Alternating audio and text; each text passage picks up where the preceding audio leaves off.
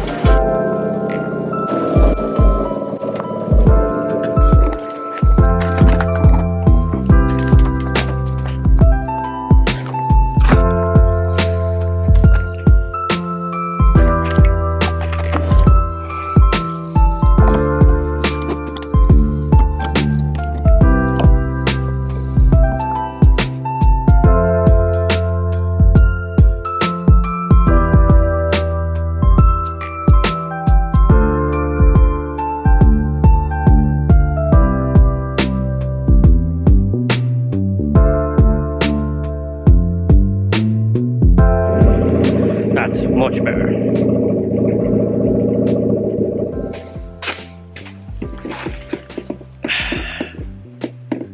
So we finally got to go back racing. I think it was 10 months of a gap between the round we just did and the round before that. In that space of time, in 10 months, we actually completely redid the outside of this car. There was a couple of niggling issues that Niall had the last day he was out. He had issues with the steering. We straightened that all up. I think it was just tracked badly because the first time we put this together, it was all just really quickly done the night before we were actually leaving. So a couple of jobs were rushed. We originally went with the blackboard paint on this, the very same as my own car, Skanky, but didn't quite work out on this one. Rust started coming out through it. Obviously we didn't put enough paint or anything on it, primer properly or something. And then when we put the graphics on it, on top, didn't want to stick to the paint either. So on his first lap with the new graphics last year, it kind of just, water got in and just tore it off. So we had the time, so we'll actually redo everything.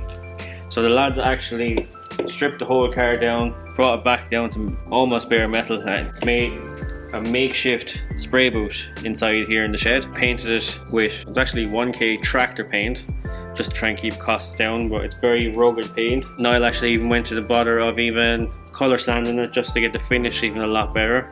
Spent I think 2 days kind of colour sanding and buffing and stuff like that. Niall colour sanded, Lafford buffed it. Yeah, the graphics are all done by Cecily by hand. All the stripes and everything was, we laid down cutting tape, put the graphics down over it and peeled them off that way. All the letters and everything were done individually with a Cricut machine we have. It's nothing professional, it's only a small little thing. The biggest little print is A4, so each letter had to be done individually, and then even the black underneath had to be done individually again and laid on top. Even the number on the roof is 4 different layers of vinyl all stuck down on top of each other. That all had to be done kind of by hand. We don't have any fancy stuff here. But you have to remember, the 4 members of this team, none of them are mechanics, none of them are panel beaters. I sell car parts. Niall, he is a sound engineer. Lafford is a volunteer EMT, and Cecily is a beauty therapist. So none of us are qualified to do anything like this. So to actually take a car from basically absolutely nothing from when we got this originally to what it is now, we're just really proud of what we were able to do. Like, this car started out, say, a year and a half ago now at this stage, maybe more, as basically 2 cars. So we had a good shell, 3-door shell, but it was a 1.3, and then we had a bad shell, but that had a 1.2. So everything was transferred from the bad shell into this one, and everything was done by ourselves here. The only thing that wasn't done was we outsourced, alright, having the cage put in. That's something I definitely wouldn't chance to do by ourselves, but everything else, fitting the engine, doing all the seats, the harnesses, the cut-offs, the fire extinguishers, the suspension, everything was done here in our own garage.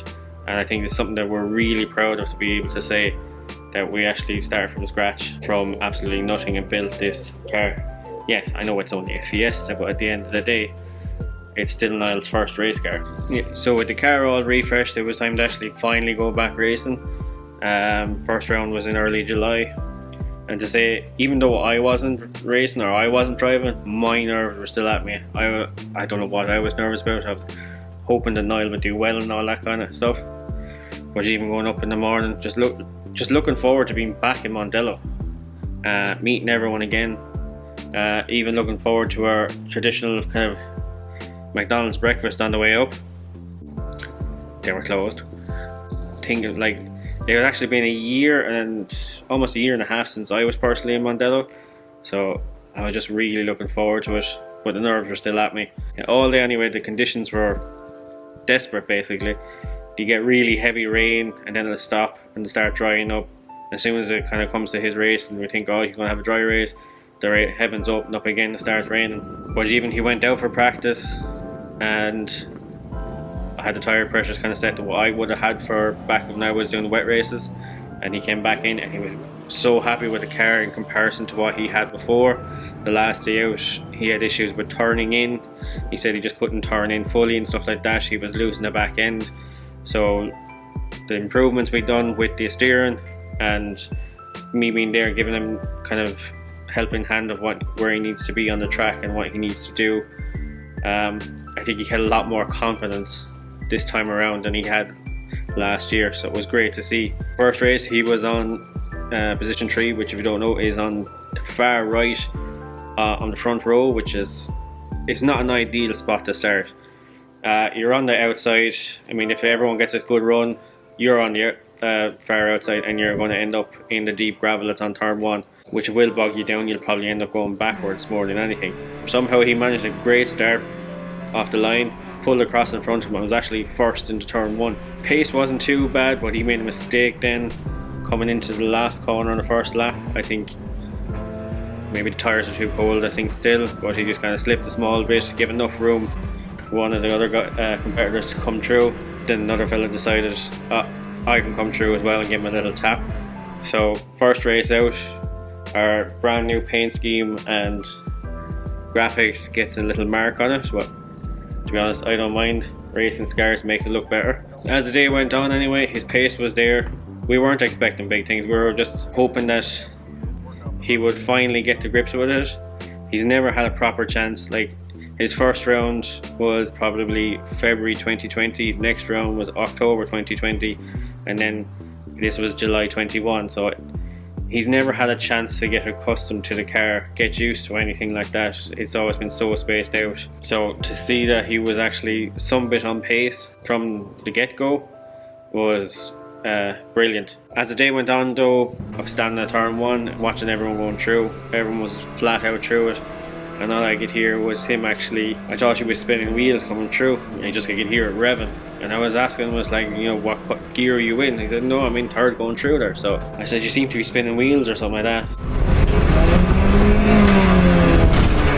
After he went out for the next race and came back in, and then we could hear him revving again. I was like, right, now pop the hood, and there was a distinct smell of clutch. His clutches started slipping, unfortunately, so it was really hampering his progress. Like, with his pace that he was on, I think he could have been up there if it hadn't been for that. With the clutch slipping, he wasn't able to get the drive and the momentum he needed out of the last corner and into the first corner, so he was losing a good bit of time to that. Yeah, so all in all, I was really happy and kind of proud of Niall's performance throughout the day. Like, even for a car that wasn't 100% health wise, far from 100% health wise, he was still pushing and he was still determined to make up places where he could, and pushing so much that he had a couple of moments inside in the Rallycross 3, which is not a place to have moments. I know from my own experience, but yeah, he pushed all day and proud of what he was able to do. So hopefully with the next round, which is August 7th, sorry, 8 now, we'll have a brand new clutch in this. The car will be completely problem free, fingers crossed, and he can really show us what he can do, and hopefully we come away with silverware this time. It'd be great to see him come away with some silverware. I'm going to start getting to work on this thing now, so until next time, keep it between the ditches.